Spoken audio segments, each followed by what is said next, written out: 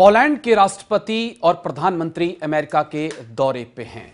France कहता है कि जरूरत पड़ी तो नेटो की सेना यूक्रेन में उतर सकती है। उसके बाद रूस के राष्ट्रपति पुतिन कहते हैं कि हमारे परमाणु हथियार भी तैनात हैं। भारत और चीन के बीच 21 दौर के कोर कमांडर की मीटिंग जो है वो हो चुकी है, लेकिन अभी भी डेमचौक डेपसांग का हल नहीं हो पाया है। लेकिन दूसरी तरफ चीन जो है वो लगातार हिंद प्रशांत महासागर में अपनी बढ़त बनाने में लगा हुआ है। मालदीव इसका एक ताजा उदाहरण हो सकता है। कई ऐसे सवाल हैं जिनका जवाब आज तलाशने की कोशिश होगी और बेहद खास मेहमान के पास आज हम आए हैं। नाम है major general PK Sehgal. Sir, सबसे पहले जय हिंद, बहुत बहुत शुक्रिया। Thank you sir. जय हिंद, thank you very much. Thank you sir, समय दिया आपने। सर, भारत पे मैं बात करूंगा, चाइना पे भी बात करूंगा, लेकिन शुरुआत मुझे लगता है कि आज रूस यूक्रेन की जो जंग चल रही है उसको लेकर करें। 2 साल हो गए जंग चल रही है, लेकिन पोलैंड के जो राष्ट्रपति हैं, प्रधानमंत्री हैं, वो अमेरिका के दौरे पे हैं, जहां पर वो कहते हैं कि अगर रूस को यूक्रेन में नहीं रोका गया तो पूरा यूरोप खतरे में पड़ जाएगा। क्या वाकई में आपको इसकी पॉसिबिलिटी लगती है? इसकी पॉसिबिलिटी ज़बरदस्त है जी।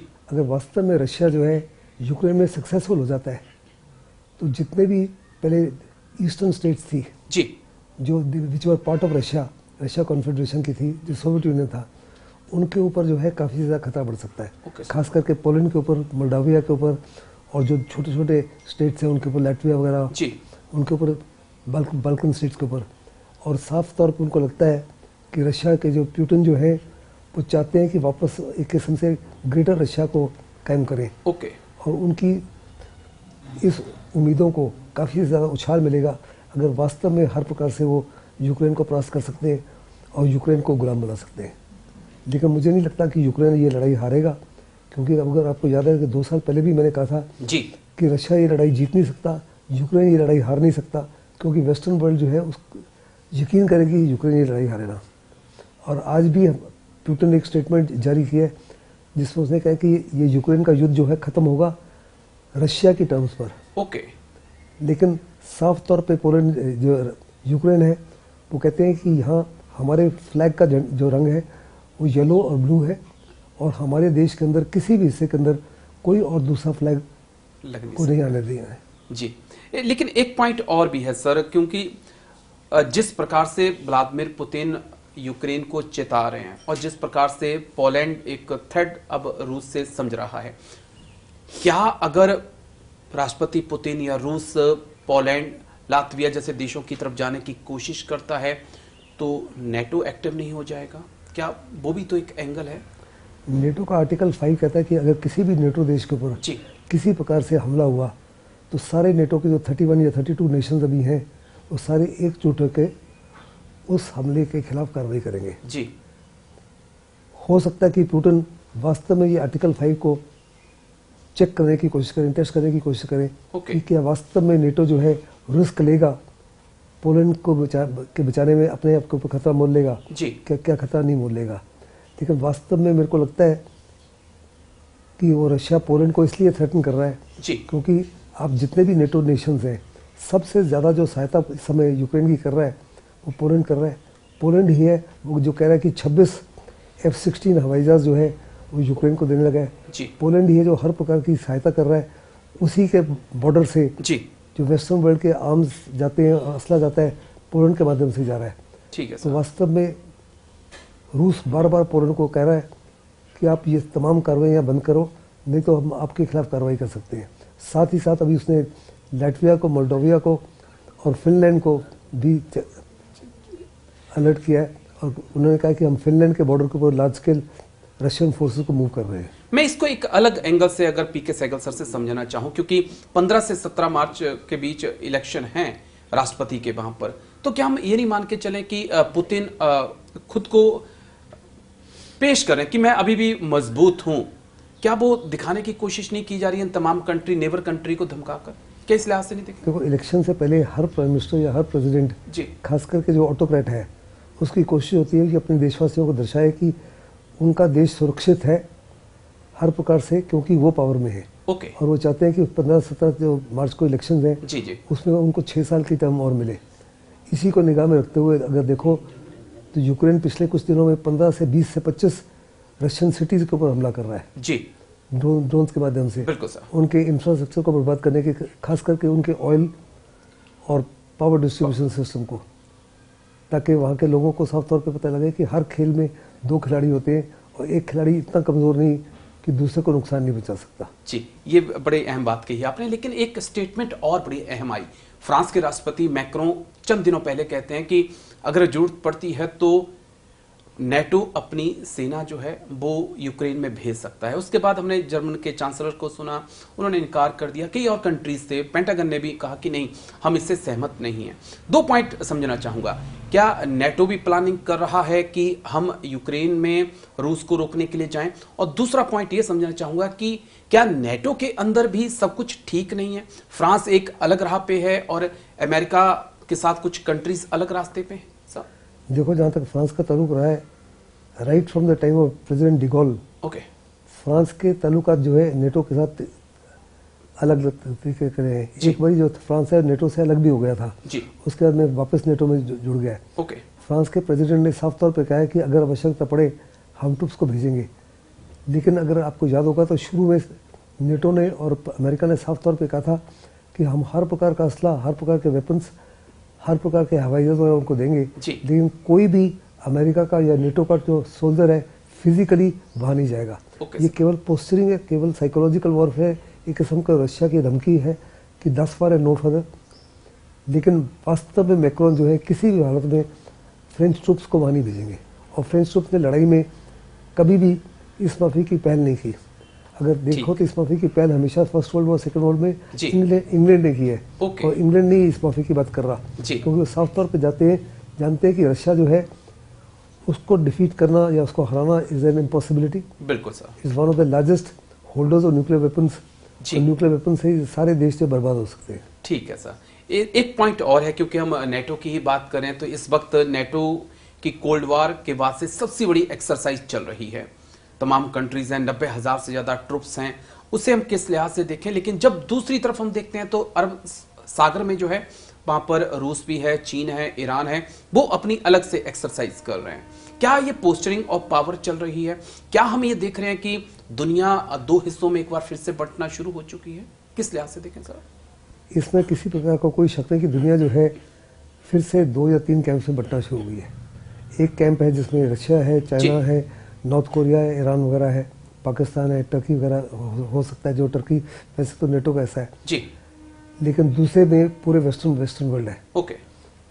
और खास करके आप देखो तो अगर मिडिल ईस्ट की लड़ाई भी देखो तो हुथीज को जी, हमास को, हिजबुल्लाह को हर प्रकार से जो है सहायता मिल रही है प्रॉक्सी तौर पे ईरान के माध्यम से। बिल्कुल सर। और अमेरिका वगैरह कहता है कई बार ईरान को अगर आपने दखलंदाजी की, डायरेक्टली इन्वॉल्व हुए तो हम आपके ऊपर हमला करेंगे। ईरान उसके बाद भी चिंतित नहीं है, क्योंकि ईरान साफ तौर पर जानता है कि उसको रशिया का और चाइना का सपोर्ट मिलेगा in the event of such a thing happening. और हो सकता है कि उसको हथियार सप्लाई और मिसाइल्स नॉर्थ कोरिया से भी मिले, जो वास्तव में अमेरिका को बहुत बड़े पैमाने पर नुकसान पहुंचा सकते हैं।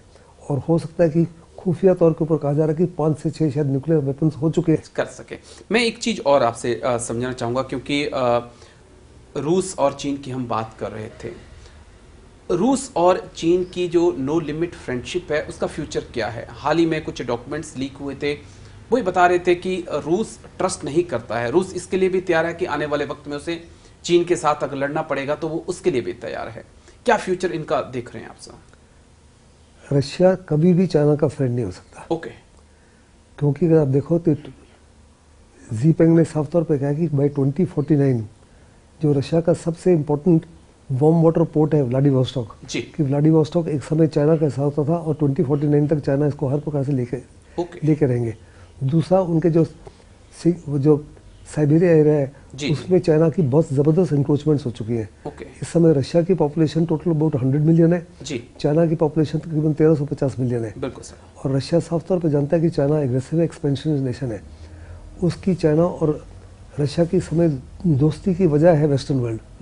अगर वेस्टर्न वर्ल्ड रशिया को थ्रेटन करना बंद कर दे तो वास्तव में जो रशिया है वो अपने आप को अलग कर लेगा चाइना से। क्योंकि उसको सबसे बड़ा खतरा जो है वो चाइना से है, ना कि वेस्टर्न वर्ल्ड से।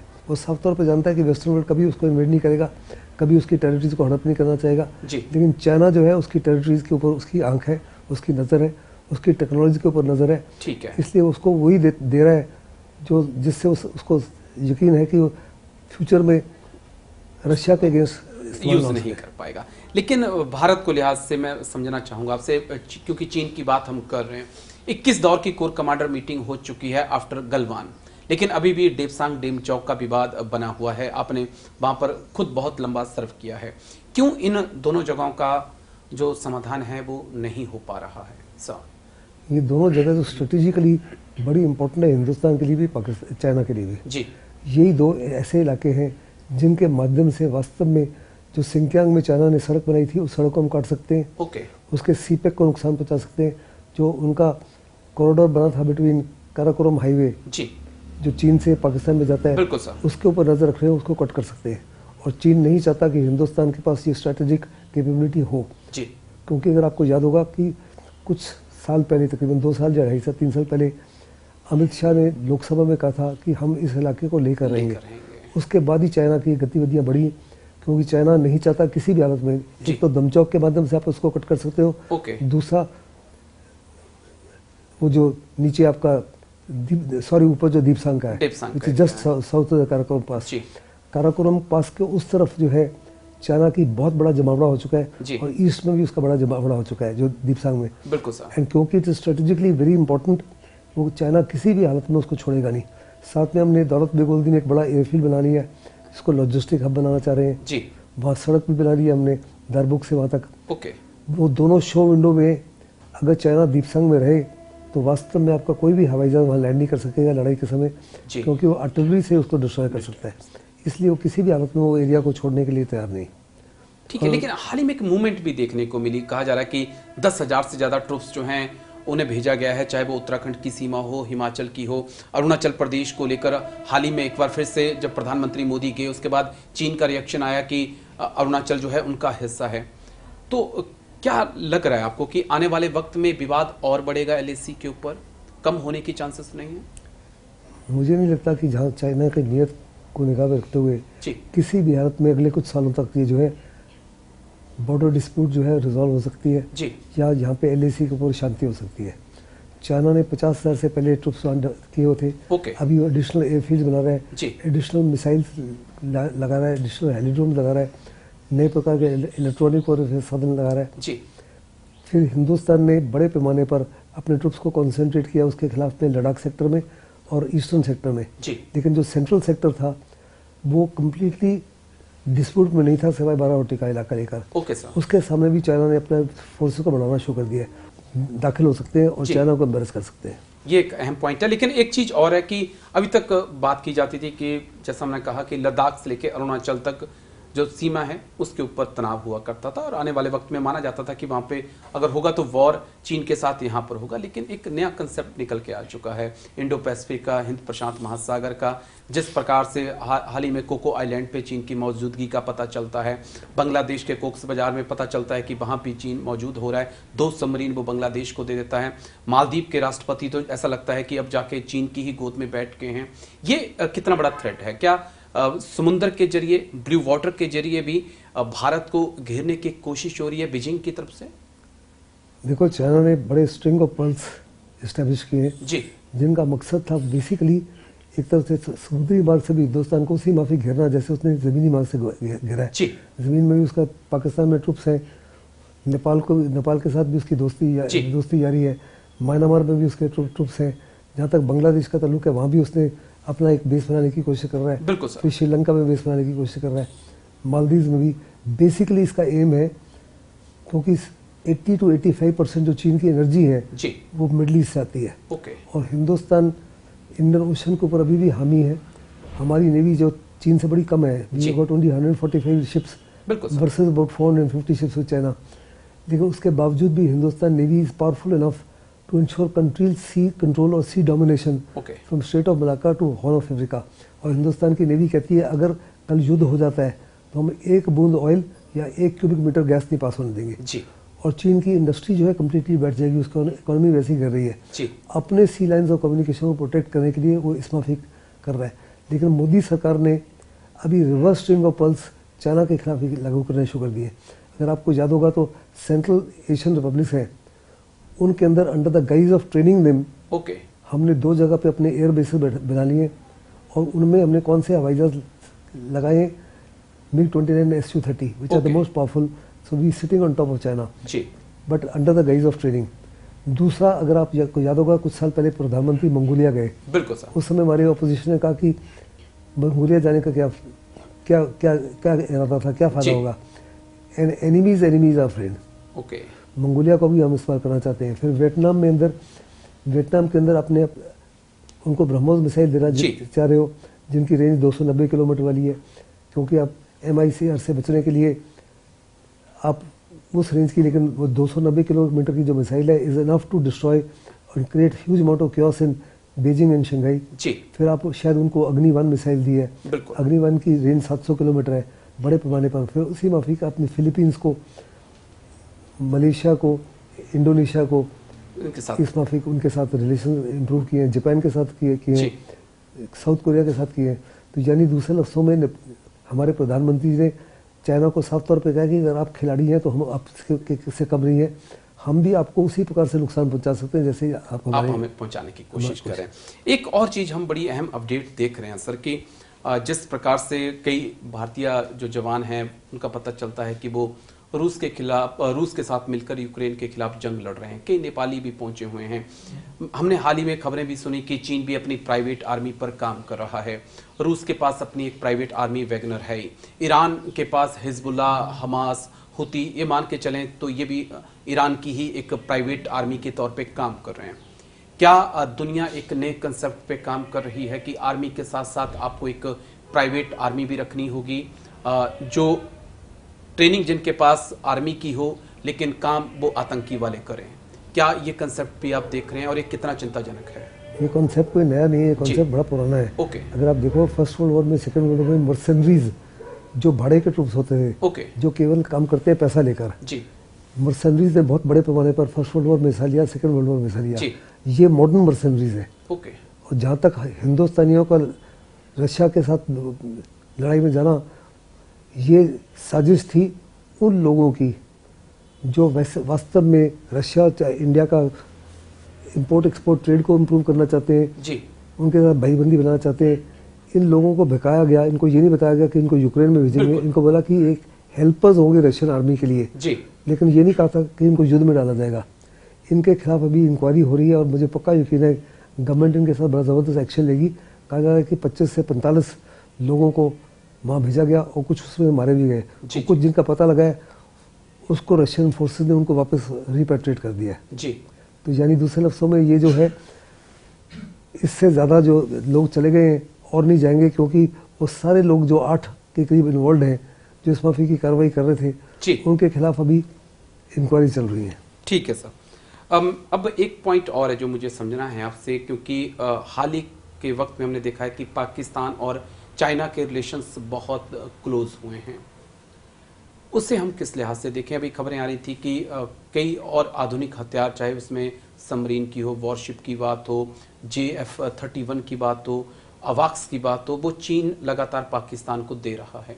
इसे हम किस लिहाज से देखें कि क्या चीन पाकिस्तान को एक मजबूत भारत के प्रतिद्वंदी के तौर पे खड़ा करना चाहता है ताकि वो ध्यान यूरोप की तरफ लगा सके, या भारत को 2 फ्रंट पर घेरने की तैयारी है? ये आपका क्वेश्चन बड़ा इंटरेस्टिंग है जी। लेकिन चाइना और पाकिस्तान की जो आपसी दोस्ती है आज की नहीं है, कई सालों से है। बिल्कुल सर। और ये प्रधानमंत्री पाकिस्तान के और चाइना के जी पिंग से पहले भी वो कहते रहे कि हमारी दोस्ती जो है higher than the Himalayas and deeper than the oceans है जी।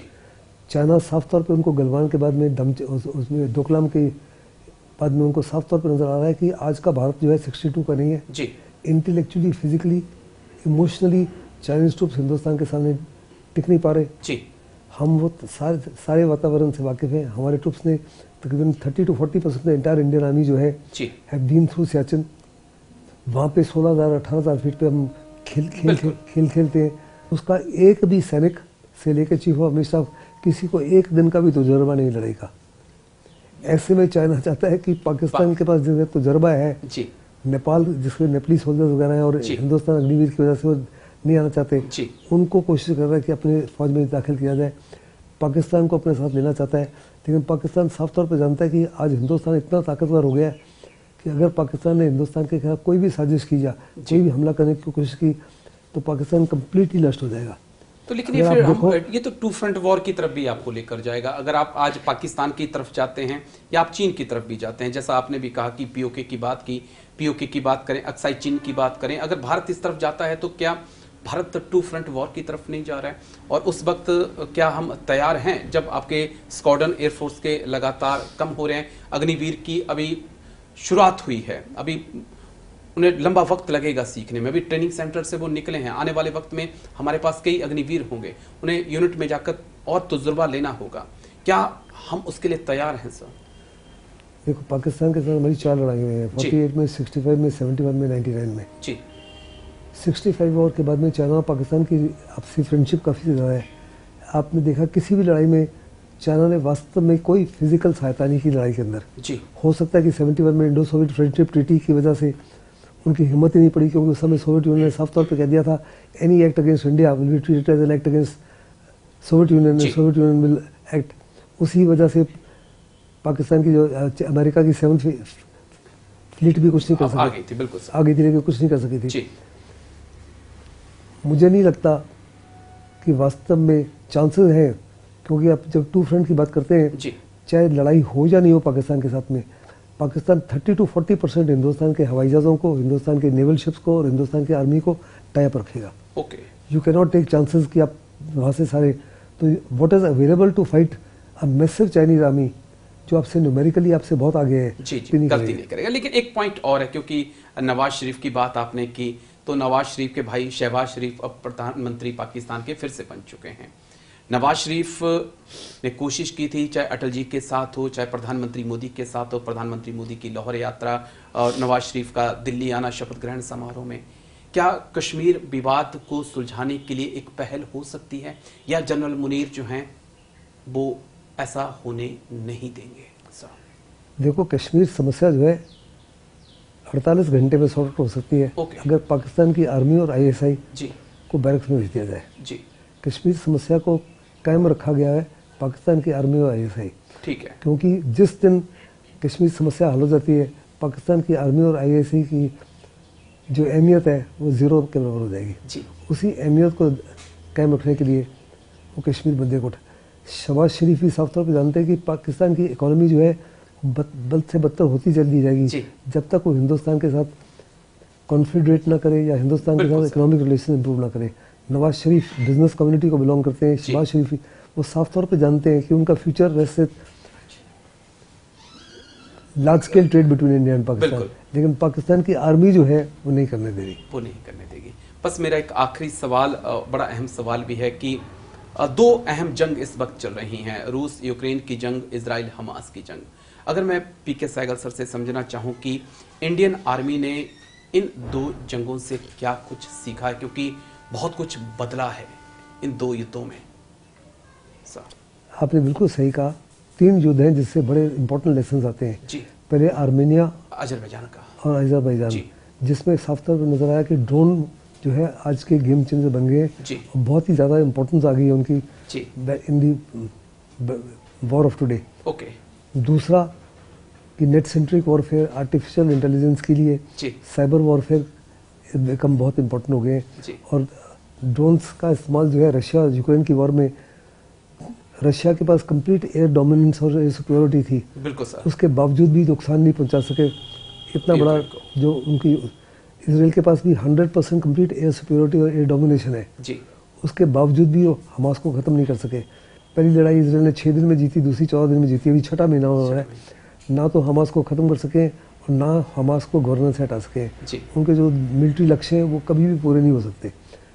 हिंदुस्तान ने, हम अपने आप को, we should be able to do the same thing to China. बिल्कुल सर, इसको निगाह में रखते हुए हिंदुस्तान बहुत बड़े पैमाने पर अपने रिलेशंस इंप्रूव कर रहा है, जापान के साथ में, इसराइल के साथ में, अमेरिका के साथ में, फ्रांस के साथ में, जर्मनी के साथ में, हर प्रकार से साइबर को अपने आप को साइबर सिक्योर करने के लिए। साइबर सिक्योर करने के लिए। चलिए, बहुत बहुत शुक्रिया आपका major general PK Sehgal sir. Thank you, आपने इतना समय दिया सर, थैंक यू इसके लिए। ये थे major general PK Sehgal sir. कई अहम बातें सर ने कही हैं, लेकिन एक चीज जो बड़ी अहम कही है कि आने वाला वक्त बदल रहा है और भारत उसके लिए खुद को तैयार भी कर रहा है।